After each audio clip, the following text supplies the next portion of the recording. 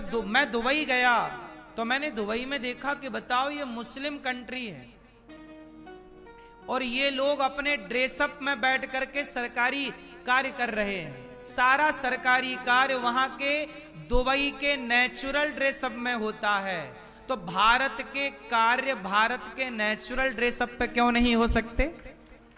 यहां पर pant shirt तो इंग्लैंड का कल्चर है ना, पैंट शर्ट तो इंग्लैंड। भाई ये बताओ साहब, महाराणा प्रताप लड़े थे, शिवाजी लड़े थे तो पैंट शर्ट पहनकर लड़े थे युद्ध के, धोती कुर्ता। आज तो बच्चे हमारे अपना परिधान भी भूल गए ना, पहनावा तक तो भूल गए।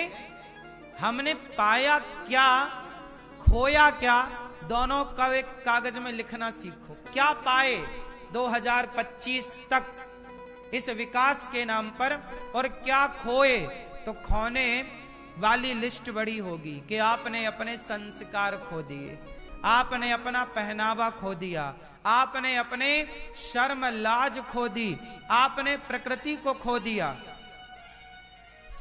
आपने मां बाप का सम्मान खो दिया। क्या खोया है, एक इसकी भी लिस्ट बनाओ। क्या पाया? हमने सैटेलाइट पाई, हमने एरोप्लेन पाए। 21वीं सदी में हम लोग यात्रा एरोप्लेन से कर रहे हैं। हमने रेल पाई, इतनी फास्ट, सुपर फास्ट। ठीक है, ये टेक्नोलॉजी अपनी जगह सही है, पर क्या हम अपने संस्कार खोए बिना इन चीजों को नहीं पा सकते थे? हमारा प्रश्न ये है, क्या अपनी संस्कृति खोए बिना इन चीजों को नहीं पाया जा सकता था? बोलो,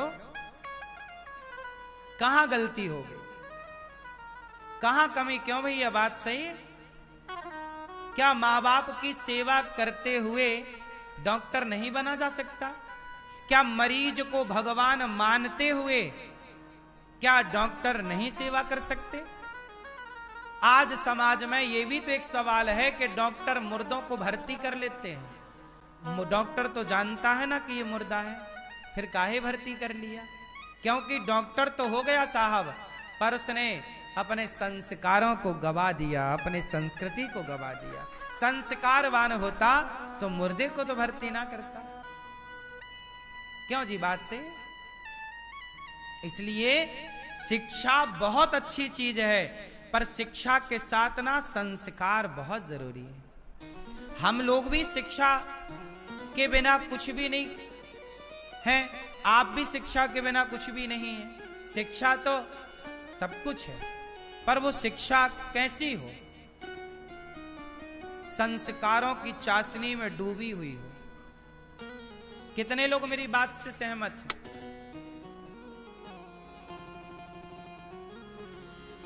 तो आपको हम कह रहे थे कि जो हम सोचते हैं, कई बार दुर्योधन ने कृष्ण की बात नहीं मानी, अर्जुन ने कृष्ण की बात मान ली। बस बात यह है कि आप बात मानते किसकी है। आप शकुनी की बात मानेंगे तो आपका नाश होना तय है, और आप कृष्ण की बात मानेंगे तो आपकी विजय निश्चित है। अब ये देखो कि आप किसकी बात मानते हैं। यदि आप टेंशन में हैं तो आप मेरी बात मानने लग जाइए, मेरी बताई पद्धति को अपनाइए, मेरे बताए रास्ते पर चलिए, आपको कभी टेंशन नहीं होगी। टेंशन हम क्यों लें? हम सोच सकते हैं, हम व्यवस्थाएं बना सकते हैं, आगे उस पर मोहर लगाने का काम तो भगवान का है। तो हम तो पूर्ण समर्पण हैं प्रभु में। आप जानो और आपका, हम तो आपकी पुतली हैं, हम तो आपके नौकर हैं। क्यों जी? हम भगवान के क्या हैं? जैसे भगवान रखेंगे, तेरे फूलों से भी प्यार। मैं मेरा अतीत भूल गया हूं, लेकिन मेरे परिवार को अगर कुछ हुआ तो मुझे सब याद आ जाएगा। क्या होगा? आज मैया एक बात बताएं, आज लोगों को अंधा किसने बना दिया है? चलो बताओ, आजकल के लोगों को अंधा किसने बनाया है? हैं? किसने? पैसे ने। साहब हाथ जोड़कर विनती करूं, आपके पास पैसा आ जाए तो समाज की सेवा में लगा देना, भगवान बहुत खुश हो जाएंगे। वरना पैसा जोड़ जोड़ के मर गए कितने, क्या पा लिया? बोलो हाँ।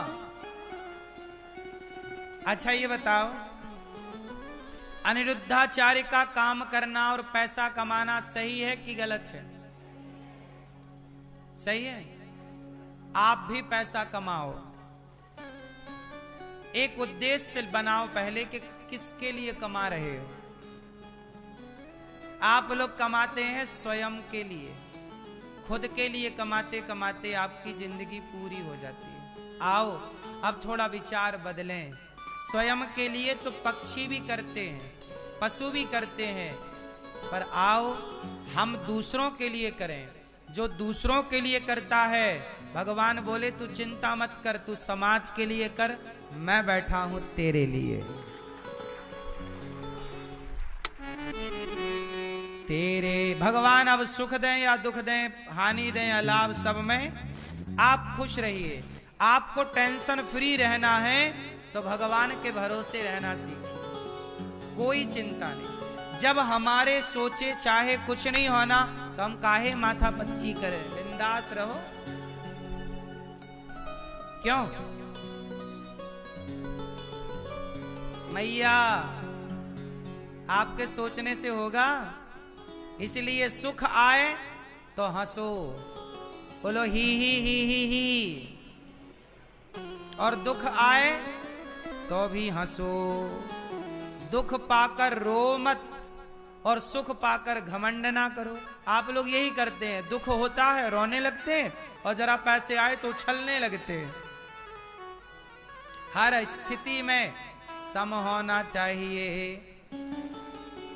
तेरे फूलों से भी प्यार और तेरे कांटों से भी प्यार, तू जो भी देना चाहे दे दे मेरे सरकार, तू जो भी देना चाहे दे दे मेरे सरकार। तेरे फूलों से भी प्यार, तेरे कांटों से भी प्यार।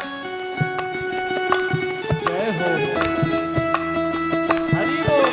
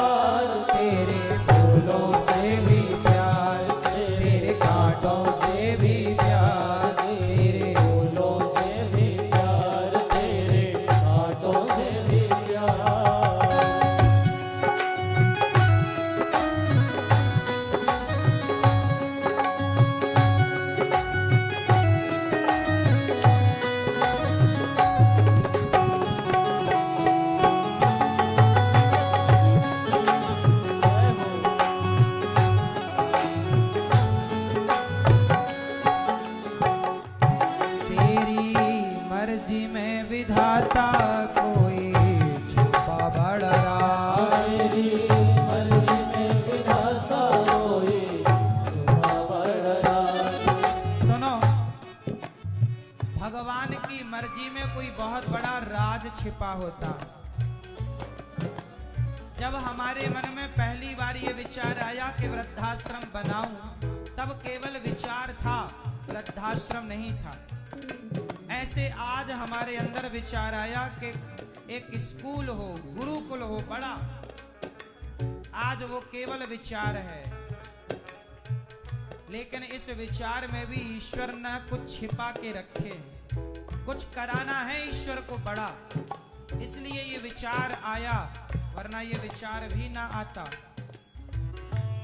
तेरी मर्जी में विधाता कोई छुपा बड़ा राज। तेरी मर्जी में विधाता कोई छुपा बड़ा राज। दुनिया चाहे हमसे रूठे तू ना होना नाराज। दुनिया चाहे हमसे रूठे तू ना होना नाराज। तुझे वंदन है बार बार, तुझे वंदन है बार बार। कर ले हमको तू स्वीकार। कर ले हमको तू स्वीकार। तू जो भी देना चाहे दे दे मेरे सरकार। तू जो भी देना चाहे दे दे मेरे सरकार। तेरे फूलों से भी प्यार, तेरे कांटों से भी प्यार। तेरे फूलों से भी प्यार, तेरे कांटों से भी प्यार।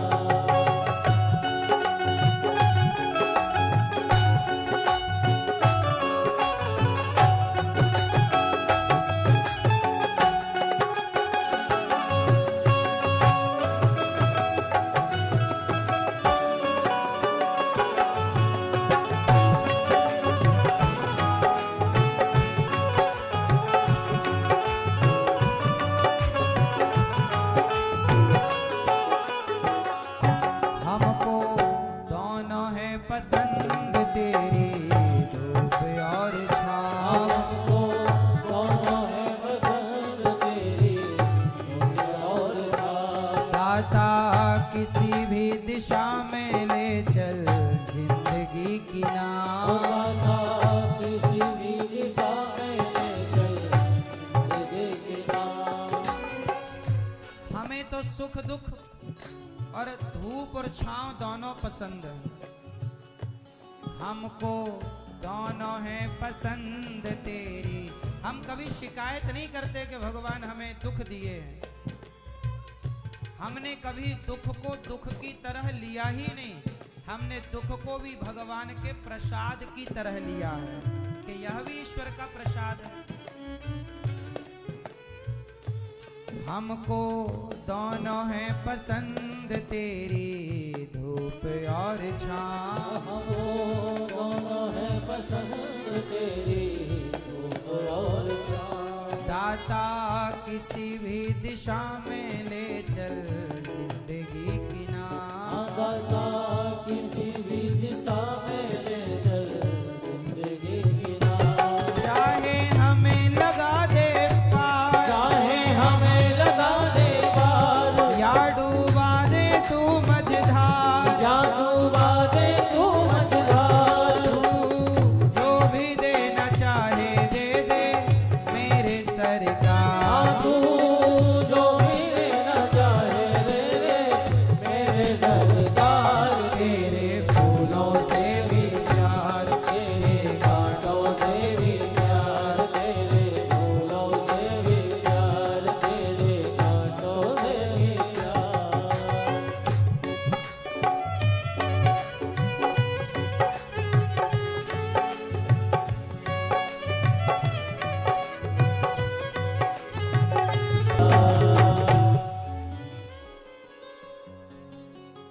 तेरी मर्जी में विधाता कोई छुपा बड़ा राज।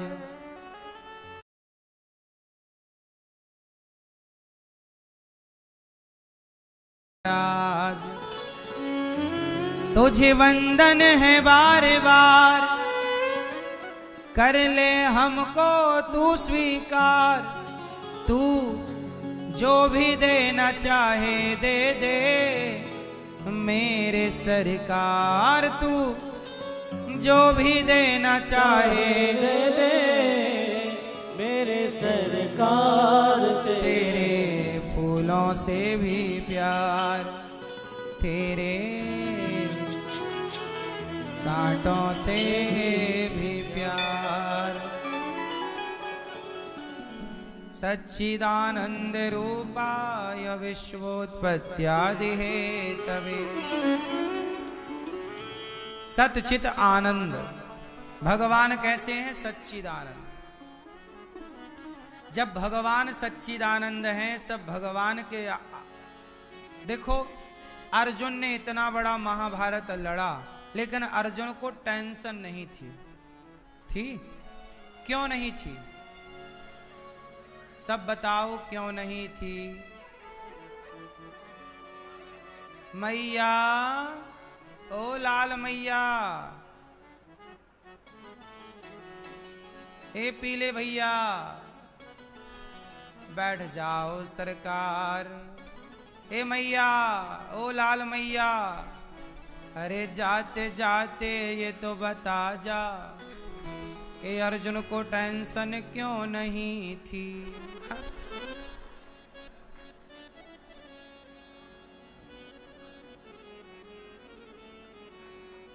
हैं? अर्जुन ने पूरा महाभारत लड़ा पर चिंता नहीं थी। क्यों? क्योंकि भरोसा था कि मेरे साथ कृष्ण है। जिसको ये भरोसा हो जाए कि मेरे साथ भगवान है, उसे कभी चिंता हो ही नहीं सकती। यदि आपको चिंता है, इसका मतलब आपका भरोसा भी कच्चा है। आपको चिंता है? बोलो हाँ। किस किस को टेंशन है, चिंताएं हैं? हाथ उठाओ।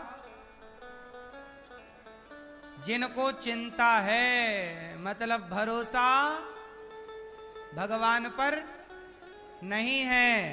अरे भरोसा होगा तो भगवान है ना। पूरा है भरोसा, मेरी हार नहीं होगी। ये प्रार्थना दिल की बेकार नहीं होगी। पूरा है भरोसा, मेरी हार नहीं होगी।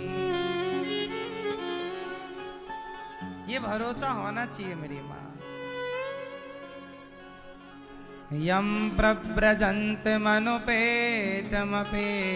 कृत्यम द्वैपायनो विरह कातरया जुहाव। पुत्रेति तन्मयतया तरवो विनेदुस्तं सर्वभूत हृदयं मुनिमानतोऽस्मि।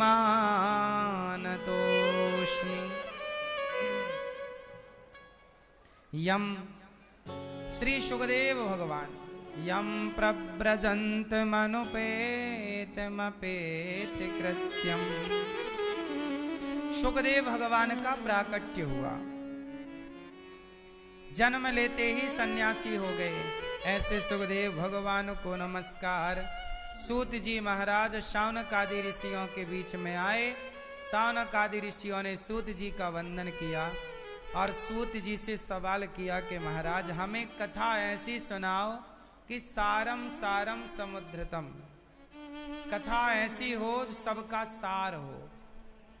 सुखदेव श्री सूत जी बोले कि देखो मैं आपको भागवत की कथा सुनाऊंगा। भागवत की कथा क्या है? सारे पुराणों का, सारे वेदों का सार है। कहते हैं भागवत सुन लेने से सब कुछ सुन लेने का पुण्य मिल जाता है। अलग से कुछ सुनना नहीं पड़ता।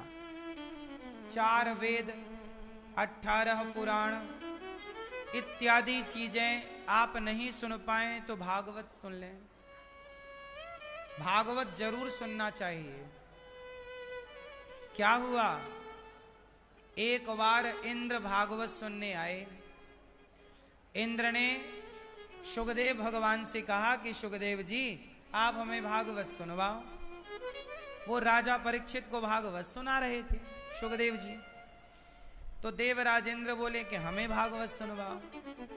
तो देवराज इंद्र ने जब कहा कि हम सुनेंगे, तो सुखदेव जी ने कहा ना इंद्र, हम आपको भागवत नहीं सुनवाएंगे। क्यों? क्योंकि आप भागवत सुनने के अधिकारी नहीं है। अच्छा मैया, भागवत सुनने का अधिकारी कौन है? अच्छा बताओ, भागवत सुनने का अधिकारी कौन है? क्यों? मैया, ए मैया, भागवत सुनने का अधिकारी कौन? कौन? बैठे बैठे। हाँ, भागवत सुनने का अधिकारी वो जिसके अंदर से निंदा, चुगली, छल, कपट समाप्त हो जाए। देखो, हम भागवत सुने और भागवत सुनने के बाद भी हम निंदा और चुगली करें, भागवत सुनने के बाद भी हम छल और कपट करें, तो फिर भागवत सुनने का मतलब क्या है? भाई, भागवत सुनने का मतलब तो ये है कि जिसका हृदय पवित्र हो जाए, फिर दोबारा निंदा चुगली में उसको स्वाद ना मिले। अब आप भागवत सुन रहे हैं 3 घंटे और बाद में फिर आप पड़ोसी की निंदा करने लग जाओ, तो फिर भागवत सुनने का कोई मतलब ही नहीं हुआ। फिर लोग क्या कहेंगे? वाह, देखो ये भागवत सुनने वाले लोग ऐसे हैं, देखो निंदा चुगली कर रहे हैं। इसलिए निंदा चुगली वो करें, गलत काम वो करें जो धर्म को नहीं जानते, जो धर्म से नहीं जुड़े। जो धर्म से जुड़े हैं, जो धर्म को जानते हैं, कम से कम वो तो गलत कामों से बचें। वो तो गलत कामों से बचे ना मेरी माँ। हमें गलत काम नहीं करने चाहिए। हम क्यों गलत काम करें? इसलिए अच्छे काम करो, सही काम करो। भागवत सुनने का अधिकारी वो जिसका मन साफ हो गया हो, ना काहू से दोस्ती, ना काहू से बैर। कबीरा खड़ा बाजार में, सबकी चाहे खैर। सबका भला हो, सर्वे भवन्तु सुखिनः, सब सुखी रहे। जिसकी ये भावना है सबका भला हो। हाँ मैया,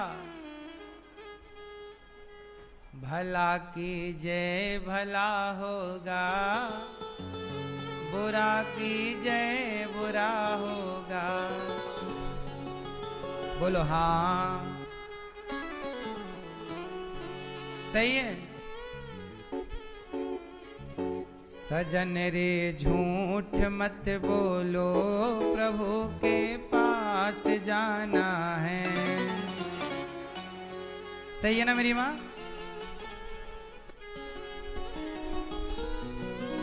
सजन रे झूठ मत बोलो, प्रभु के पास जाना है।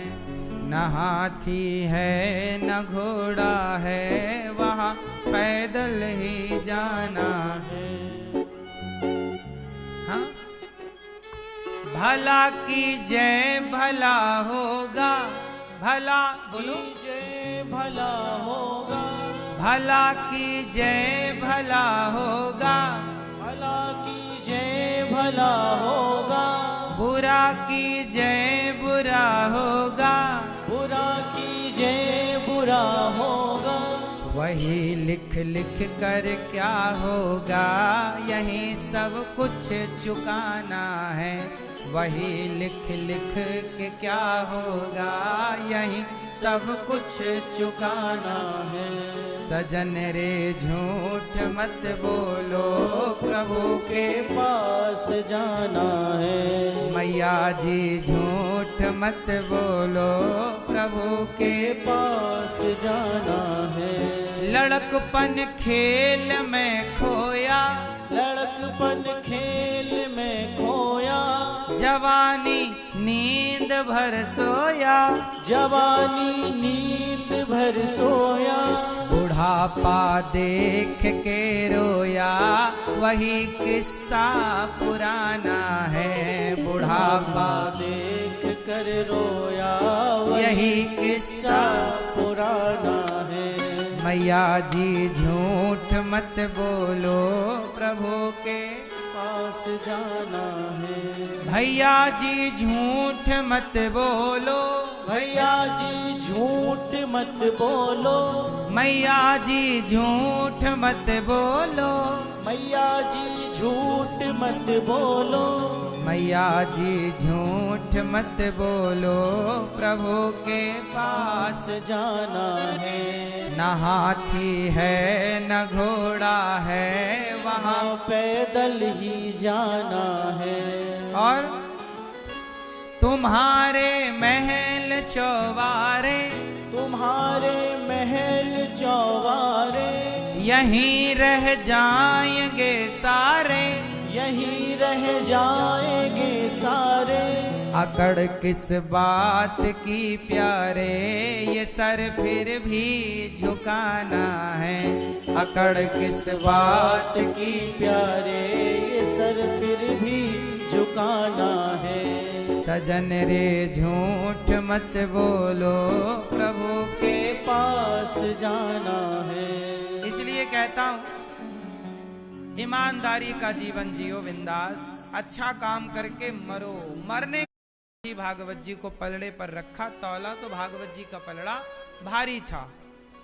अच्छा, इंद्र का घमंड चूर चूर हुआ, भागवत जी से भगवान प्रकट हो गए, तब इंद्र का अभिमान समाप्त हुआ। अभी 12 मई से यहाँ भागवत जी के पोथी पाठ बैठेंगे, तो आप लोग भी अपने पितरों के लिए, पूर्वजों के लिए बिठाल सकते हैं भागवत जी के पाठ। एक बार की बात है कि नारद जी सारे तीर्थों का भ्रमण करने गए। नारद जी कहां गए? ए मैया, नारद जी कहां? अच्छा, ये नारद जी कौन है? हैं? मैया, नारद जी कौन है? कौन? आपके पड़ोसी हैं? नारद जी कौन है? सुनो, नारद जी ब्रह्मा जी के पुत्र हैं, ये तो पहला परिचय है, पर यह परिचय विशेष नहीं है। और सुनो, नारद जी पार्वती जी को जानते हो? शंकर जी की पत्नी माता पार्वती, पार्वती मैया के गुरु हैं नारद जी। नारद जी की चेली है पार्वती जी। नारद जी पार्वती जी के गुरु, बोलो हाँ। वेद व्यास जी को जानते हो, जिन्होंने भागवत लिखी? वेद व्यास जी के गुरु नारद जी। वाल्मीकि जी को जानते हो, जिन्होंने वाल्मीकि रामायण लिखी, सीता मैया उनके यहाँ रही, वाल्मीकि जी के गुरु नारद जी। ध्रुव जी को जानते हो? ध्रुव जी के गुरु नारद जी। प्रहलाद जी को जानते हो? प्रहलाद जी के गुरु नारद जी। नारद जी इन सबके गुरु हैं, पर वो नारद जी जपते क्या हैं? नारायण नारायण। आप भी नारद जी को फॉलो करो, केवल नारायण, श्रीमन नारायण। नारद जी नारायण नारायण जपते, यही सार है जीवन का। चाहे सीताराम सीताराम जपो, राधे कृष्ण या श्रीमन नारायण, सबका मतलब। तो नारद जी एक बार सारे पृथ्वी का भ्रमण करने आए, पर उन्होंने देखा कि कहीं सत्य नहीं। सत्यम नास्ति तपः शौचम दया दानम न विद्यते उदरम भरिणो जीवा वराकाः कूटभाषिणः। कलयुग में नारद जी ने देखा सत्यम नास्ति, क्या नहीं है? सत्यम नास्ति, सत्य नहीं है। कलयुग में क्या नहीं है? सत्य नहीं है ना के बराबर। आज लोग ज्यादा क्या बोलते हैं? सजन रे झूठ मत बोलो। इसलिए हमने पहले ही सुना दिया कि झूठ ना बोलना, झूठ बोलना पाप है। मैया झूठ बोलना, बोलो झूठ बोलना नदी किनारे काली माता आएंगी और घींच काट के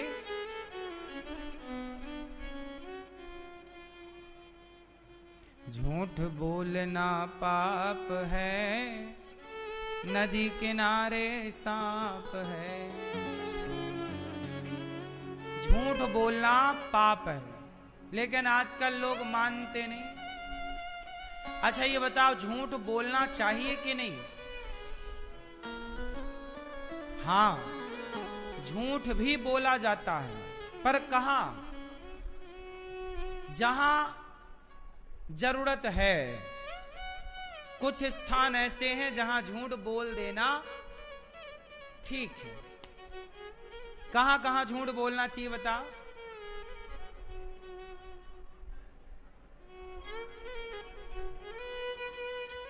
पीली मैया, नीचे का तुम गड्ढा खोद दोगी देख देख के आंखों से।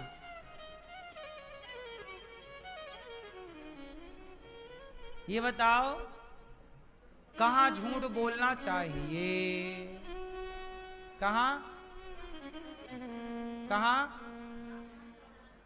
कहां? जहां आपके झूठ बोल देने से गौ माता की रक्षा हो रही हो। कि आपके जैसे कसाई बोला गैया कहां है, आपको पता है कि वहां खड़ी है, बता दोगे तो वो काट डालेगा। तो आप बता सकते हैं कि गैया उस तरफ गई है, जबकि उस तरफ गई नहीं है, पर झूठ बोल देने से वो उस तरफ चला जाएगा और गैया बच जाएगी। बोलो हाँ। तो आपके झूठ बोल देने से गौ माता की रक्षा हो तो झूठ बोल देना चाहिए। आपके झूठ बोल देने से स्त्रीसु नर्म विवाहे चा वृत्यर्थे प्राण संकटे, आपके पूरे परिवार में प्राणों का संकट है, आपके पूरे परिवार की जान जा रही है। और यदि आपका झूठ बोल देने से आपके परिवार की रक्षा हो रही है, प्राणों की, तो वहां झूठ बोल देना। आपके सारे धन की रक्षा हो रही है आपके झूठ बोलने से, आपका सारा धन चला जाएगा सच बोलने से। पर यदि आपके झूठ बोलने से आपका धन बच रहा है पूरा, थोड़ा मोड़ा के लिए नहीं, जब पूरी दाव पर लगा हो, तो वहां पर ये बात हम नहीं कह रहे हैं, शुक्राचार्य जी समझा रहे हैं राजा बलि को। ये वहां की बात है, जब शुक्राचार्य जी ज्ञान दे रहे हैं कि कहां कहां झूठ बोलने का विधान है। देखो, झूठ बोलने के लिए भी धर्म का ज्ञान होना चाहिए। झूठ बोलना, देखो भगवान श्री कृष्ण ने भी झूठ बोला। बोलो हाँ, कहां बोला? चलो बता मैया, कहां बोला गया था झूठ? बताओ। भगवान श्री कृष्ण ने भी एक बार कहां झूठ बोला? भीम भैया से कहा कि जाओ गुरु द्रोणाचार्य से कह दो कि अश्वत्थामा मारा गया। बोलो हाँ। अब सवाल ये खड़ा हुआ कि गीता सुनाने वाले कृष्ण ने, साक्षात भगवान नारायण ने झूठ का सहारा लिया। किसका सहारा लिया? जबकि वो झूठ नहीं था। वहां पर बात ये थी कि अश्वत्थामा नाम का हाथी मारा गया था।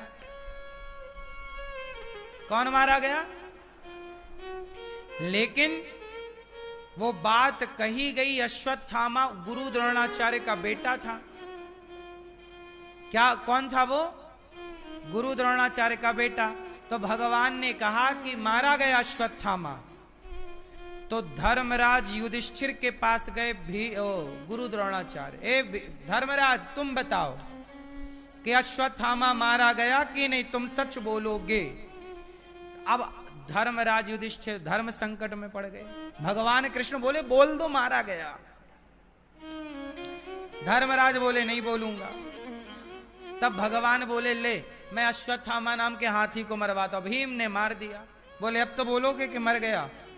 तो बोल दिया अश्वत्थामा मारा गया, और धीरे से बोला नरोवा कुंजरोवा। तब तक भगवान ने शंख बजा दिया। गुरु द्रोणाचार्य को वो बात सुनाई नहीं पड़ी। नरोवा वो नर था कि कुंजर मतलब हाथी था, वो हमें कन्फर्म तुम करो। अश्वत्थामा तो मारा गया, पर नर था कि हाथी था, अब ये गुरुजी आप समझो। तब तक शंख बज गया। अब सवाल खड़ा हुआ कि देखो ये तो छल तो हुआ है। बोलो हाँ। उसी समय गुरु द्रोणाचार्य ने अपना धनुष बाण छोड़ दिया और धृष्टद्युम्न ने आकर के गुरु द्रोणाचार्य का सिर काट दिया। उसी समय गुरु द्रोणाचार्य की हत्या हो गई। ये पूरा झूठ क्यों बुलवाया गया? ताकि गुरु द्रोणाचार्य जी की हत्या हो सके। अब सवाल खड़ा हुआ कि अधर्म का साथ क्यों लिया गया? भगवान झूठ का साथ लेते हैं, क्यों? अच्छा आप लोग बताओ कि कृष्ण ने वहां झूठ का सहारा क्यों लिया? बोलो, उत्तर दो, उत्तर दो मेरी मां, मैया, ओ मेरी मां, ओ मैया हमारी देखो पता लगाने चल पड़ी कि क्यों सहारा लिया। मैं अभी आती हूं पता लगा के।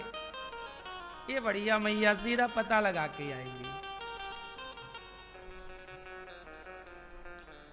क्यों झूठ बोलना पड़ा मैया? बोलो बोलो बेटा, क्यों? क्योंकि गुरु द्रोणाचार्य बेवजह निर्दोष प्रजा को मार रहे थे, सेना को। हजारों सैनिक मार दिए गुरु द्रोणाचार्य ने। किनको मार दिए?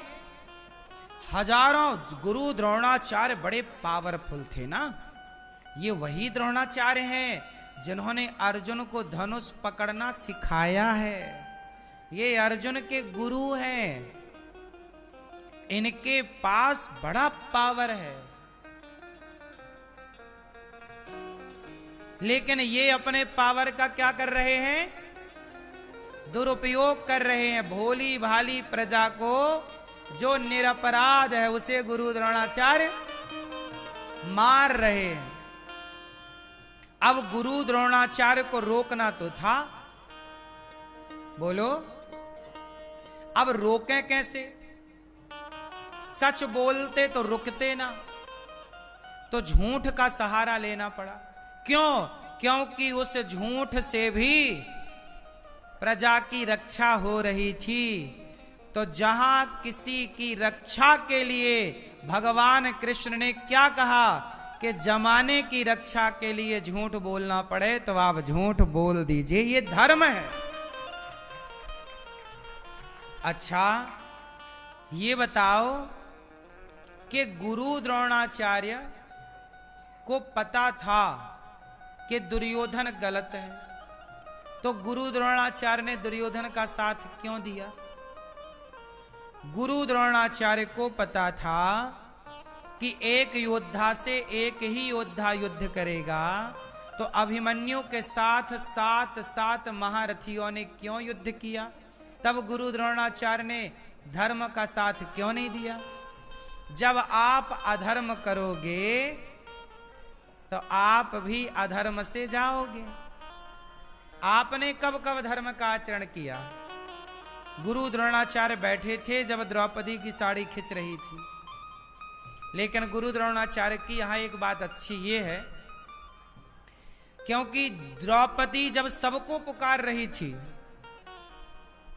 और जब गुरु द्रोणाचार्य की तरफ द्रौपदी ने देखा, तो गुरु द्रोणाचार्य ने उस महाभारत में, ये बात आपको पता है कि नहीं, मैं आज आपको बताऊं कि द्रौपदी पहले अर्जुन को बुलाई, भीम को, नकुल को, सहदेव, फिर धृतराष्ट्र की तरफ देखी, फिर पितामह भीष्म की तरफ। लेकिन जब द्रौपदी ने गुरु द्रोणाचार्य की तरफ देखा, तो गुरु द्रोणाचार्य ने इशारे से कहा, द्रौपदी हमारी तरफ मत देख बेटा, ऐसे इशारा किया। मतलब द्वारिकाधीश को बुलाओ। ये प्रेरणा गुरु द्रोणाचार्य ने दी, तब द्रौपदी ने बाद में समर्पण किया कृष्ण में। तो गुरु के मार्गदर्शन के बिना समर्पण नहीं होता। द्रौपदी ने गुरु से ये सीखा। तो गुरु द्रोणाचार्य ठीक है, पर निर्दोष पब्लिक को, जनता को, निर्दोष सेना को मारे डाल रहे हैं। इसलिए भगवान को यहां ये बोलना पड़ा कि अश्वत्थामा, क्योंकि जनता की, लोगों की रक्षा के लिए यदि झूठ बोलना पड़े तो वो झूठ झूठ नहीं। बोलो हां, कोई अपने लिए थोड़ी झूठ बोला कृष्ण ने।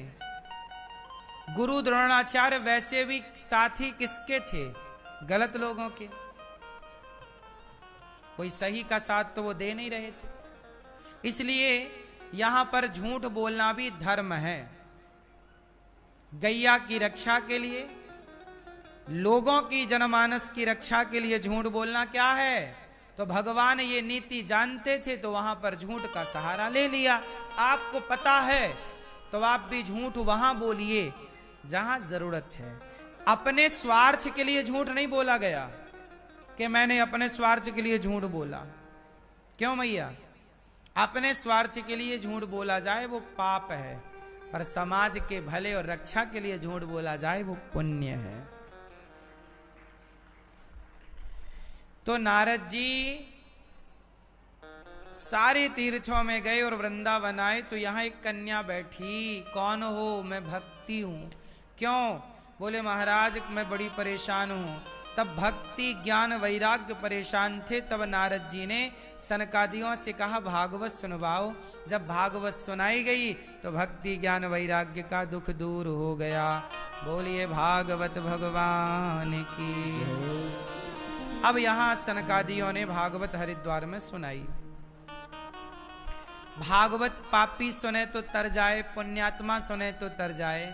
क्या जिसने जीवन भर पाप किया है ऐसा पापी भागवत से तरेगा? बोले हाँ। कैसा भी पापी हो वह भागवत सुन करके तर जाएगा। कोई पापी तरा? हाँ। एक गांव था। अब एक कहानी सुनो। तुंगभद्रा तटे पूर्वं भूतपत्यनमुत्तमं यत्र वर्णः स्वधर्मेण सत्य सत्कर्म तत्परा। एक पंडित जी थे, उत्तमपुर गांव था। उस गांव में पंडित जी की पत्नी थी धुंधली देवी। आत्मदेव जी और धुंधली बड़े प्यार से रहा करते थे, दोनों में बड़ा प्रेम था। पर बेचारे गृहस्थ के घर ना संतान नहीं थी। जब आत्मदेव जी के पुत्र नहीं हुआ तो उन्होंने बड़ी पूजा पाठ किया, बेटा हो जाए, बेटा हो जाए, पर बेटा नहीं हुआ। जब बेटा नहीं हुआ तो उन्होंने जप तप करना जो किया, अब नहीं हुआ, सब छोड़ दिया। अब भगवान का भजन करते, नहीं हुआ तो नहीं हुआ। देखो बेटा ना होए तो परेशान नहीं होना चाहिए, हो जाए तो अच्छा है ना? हो जाए तो बहुत अच्छा है। हम तो कहते भगवान करे आपके खूब बच्चे हों, हो जाए तो बड़ी कृपा है, नहीं होए तो परेशान होने की जरूरत नहीं। मैया, ओ पीली मैया, जा रही हो? गुस्सा हो गई क्या मेरी माँ? चलो टाटा कर लो, टाटा, जल्दी आना है, हैं? आत्मदेव जी को ना बेटा नहीं हुआ, बड़ी पूजा पाठ की, पर आप लोगों में से बहुत लोग ऐसे होते हैं जिनको बच्चा नहीं होता। बच्चा क्यों नहीं होता? हमने कई बार बताया है। बच्चे क्यों नहीं होते किसी किसी को? कहते हैं कि बच्चे तब होते हैं जब वो अपने माँ बाप का ऋण चुकाना चाहते हैं। आपके ऊपर ऋण है तो बच्चा आएगा आपका ऋण चुकाने। तो जो ऋणी थे उनका ऋण चुकाने तो बच्चे आ गए, पर जिनके सिर पर कोई ऋण था ही नहीं तो भगवान ने कहा तुम्हें बेटे की क्या जरूरत है, ऋण तो था ही नहीं, इसलिए बेटा नहीं हुआ। इसलिए बेटा ना होए तो बिंदास रहने का, परेशान होने का नहीं। हो जाए तो बड़ी कृपा है, ना होए तो भी बड़ी कृपा। क्यों ये बताओ? जिनके बेटे हैं आज उन वृद्ध माओं को भी तो अपना बुढ़ापा वृद्धाश्रम में गुजारना पड़ रहा है। 2-2 4-4 बेटों के होने पर भी। इसलिए बेटा होगा तो करेगा क्या? चलो हैं तो सबके बेटे, क्या कर रहे हैं? तंबाकू खा रहे हैं, गुटखा खा रहे हैं, सिगरेट पी रहे हैं। वो तो सबके बच्चे हैं, तो देखने में लगता है कि यार सबके हैं तो हमारे भी होना चाहिए। एक्चुअली बच्चे भी ना एक खिलौना है। जैसे छोटे छोटे बच्चे ना खिलौनों के लिए रोते हैं, ऐसे माता पिता भी बच्चा रूपी खिलौना के लिए भगवान से रोते, भगवान एक खिलौना दे दे। क्योंकि छोटे छोटे बच्चे खिलौने ही तो हैं। छोटे होते हैं खिलौनों की तरह, आप खेलते हैं खिलौनों की तरह, फिर वही बच्चे हो जाते हैं बड़े तो फिर आपको रुलाते हैं। कई बच्चे सताते हैं, फिर आप कहते हो ऐसे से तो बेटा ना होता तो ही भला था। इसलिए ईश्वर ना दें तो समझ लेना कि इसमें भी कृपा है। क्योंकि जिनके बेटे हैं आज बेटों वाले लोग भी परेशान हैं। बोलो हाँ कि ना? नहीं। इसलिए बेटा होए तो अच्छा, ना होए तो अच्छा। बेटा से कोई कल्याण नहीं होना। भक्ति करो, जीवन मिला है समर्पण करो। मीराबाई के कोई बेटा नहीं था, तो क्या मीराबाई का कल्याण नहीं हुआ होगा? लोग कहते हैं बच्चा नहीं होगा तो हमारी चिता में आग कौन लगाएगा? तो सुनो, गौरी गोपाल में एक वृद्ध माता की मृत्यु हो गई। हमने उसके बेटे को फोन लगाया कि भैया आपकी माँ अंतिम सांस ले रही हैं, आ जाओ। तो बोला हमारे पास टाइम नहीं है। फिर माता की हो गई मृत्यु, बोला कि अब तो मर गई, अब तो अंतिम दर्शन करने आ जाओ। बेटा माँ की अर्थी दे दो, माँ को अग्नि दे दो, चिता पर आग तो बेटा देता है, तुम आ जाओ। बोला हम नहीं आएंगे महाराज, हमारे लिए तो माँ पहले ही मर गई थी। देखो, तो बेटा पैदा किया था कि चिता पे आग लगाएगा, पर बेटा था पर आग लगाने भी तो नहीं आया। मरने के बाद ना आग लगाने आया, ना जीते जी गिलास भर पानी पिलाने को आया, ना रोटी देने को आया। अब बताओ बेटों का करोगे क्या? हम तो रोज ये घटनाएं देख रहे हैं मेरी माँ, तुम तो नहीं देखती हो, तुम्हें तो छोटा सा संसार दिखता है। हमने तो बहुत कुछ इस उम्र में देखा है ना। हमारा अनुभव शायद आप लोगों से ज्यादा है, आपकी उम्र हमसे ज्यादा है, आपका भी अपना अनुभव होगा, लेकिन हमने जो अनुभव जीवन का देखा और किया उससे ज्यादा अनुभव मुझे नहीं लगता कि इस मामले में आप लोगों का होगा। हमने रिश्तों को बहुत करीब से देखा है, बेटों को बहाना बनाते देखा है, माँ की सेवा ना करने के बहाने। लुगाई को नहीं छोड़ते कि लुगाई को वृद्धाश्रम लेके आए, नहीं नहीं, माँ को छोड़ देंगे। माँ भार है, पत्नी भार थोड़ी है। फिर आजकल देखो मेरी माँ, रिश्ते भी ना अब बोझ से हो गए हैं। अब माता क्या लगने लग गई है, कुछ बेटों को बोझ लग गई। बाप क्या लगने लग गया, कुछ बच्चों को बोझ है। और ये बोझ बन गए। अब देखो माँ बाप कितना लाड़ प्यार दुलार करते हैं, क्या नहीं करते, बाद में बच्चे उन्हें अपना बोझ मान लेते हैं। इसलिए मेरी माँ, बेटा बेटी के लिए ना रोया करो।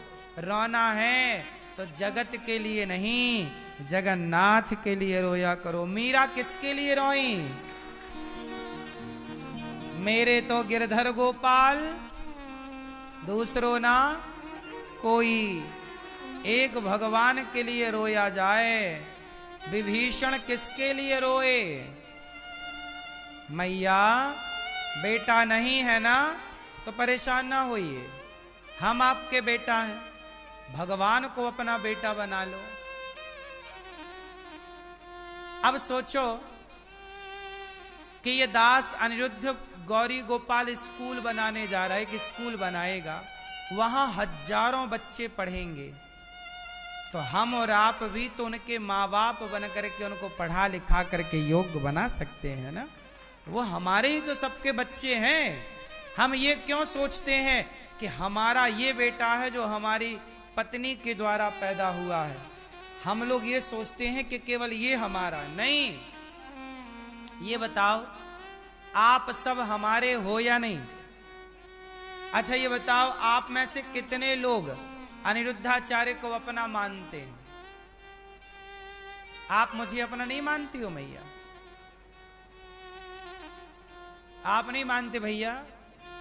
आप हमें अपना दोस्त मान लो, अपना भाई मान लो, अपना बेटा मान लो, अपना सेवक मान लो, अपना दास मान लो, अपना नौकर मान लो, कुछ भी मान लो अपना, पर मान तो लो। आप हमें कुछ भी मान लीजिए, अपना दास ही बना लो।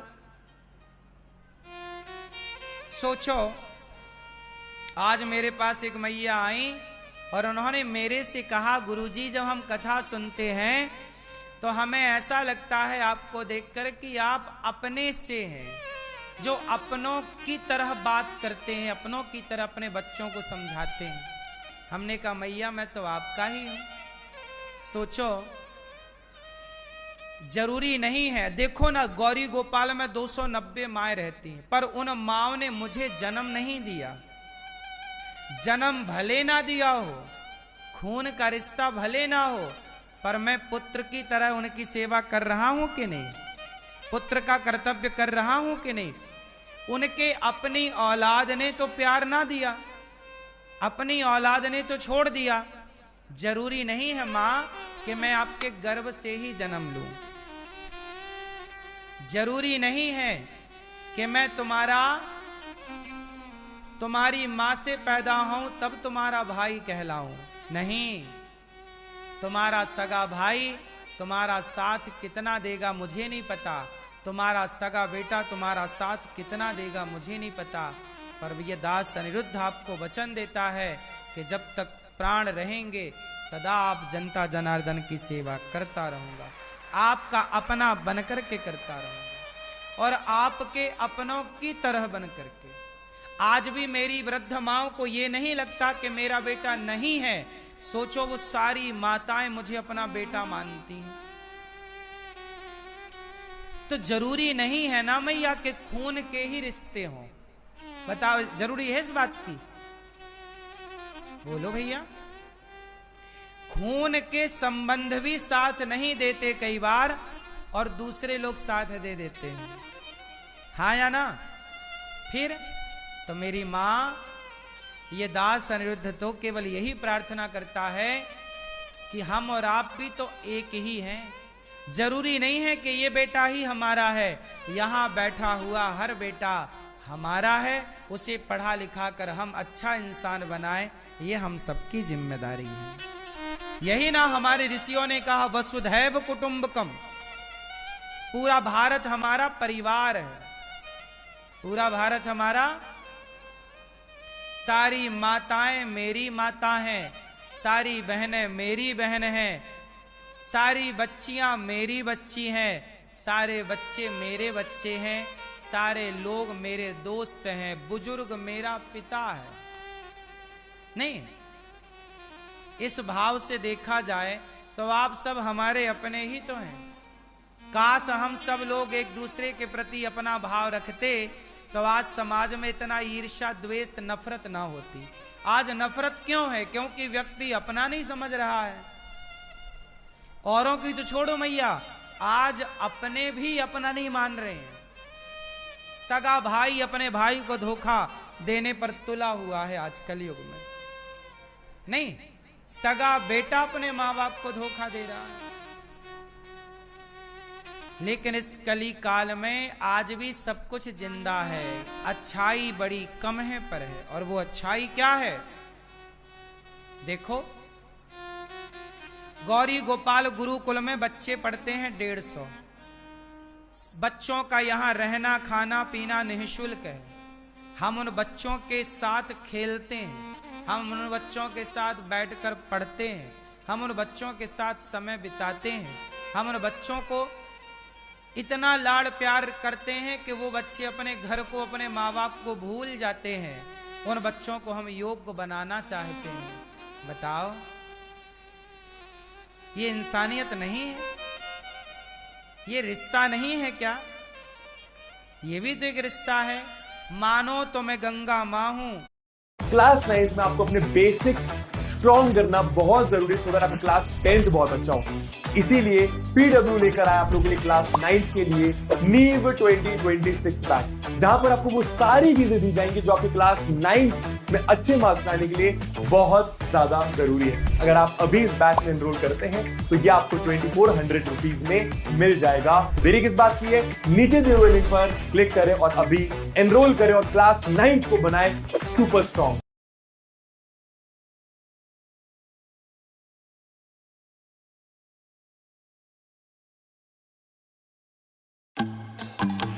So, what's the plan for today? Boho sheet for my 11 a.m. coffee date. Got these on Amazon. Business lunch. Elevated classics with a vintage watch. Glam sequence for a girl's night out. So let's roll. Har pal a different you. Har pal on trend with Amazon. From global brands to indie brands. Amazon. Har pal fashionable. है, हम वापस दे आते थे। ये अपनापन था पहले। आजकल के जमाने में कोई किसी से आटा मांगे तो लोग मजाक, अरे उनके तो ऐसे देने आटा तक नहीं है, लोग मजाक उड़ाएंगे आपका। पहले आत्मीयता थी, पहले लोग एक दूसरे के सुख दुख में खड़े होते थे। हमारे गांव में किसी को कांटा लग जाए तो पूरा गांव का आदमी देखने आता था, भैया क्या हुआ, ज्यादा तो नहीं लगी? बोला हाँ। गांव में किसी को चोट लग जाती थी तो गांव भर के लोग देखने आते थे, ज्यादा चोट तो नहीं लगी। और आजकल बड़े बड़े शहरों में आदमी मर जाता है तो नीचे वाला ऊपर वाले को देखने नहीं जाता और ऊपर के फ्लोर वाला नीचे को देखने नहीं जाता कि मर गया। आज आत्मीयता रही कहां? आज इंसानियत कहां रही? बताओ। आज आदमी मर जाता है। बड़े बड़े शहरों में 20 साल से आप रह रहे हो और आपको पता ही नहीं कि आपके बगल वाले घर में कौन रह रहा। ये शहरों की हालत है। बोलो हाँ। आज शहरों में ये नहीं पता कि बगल वाले में कौन रह रहा है। उसके घर में सुख दुख हो जाए तो बगल वाले को पता नहीं।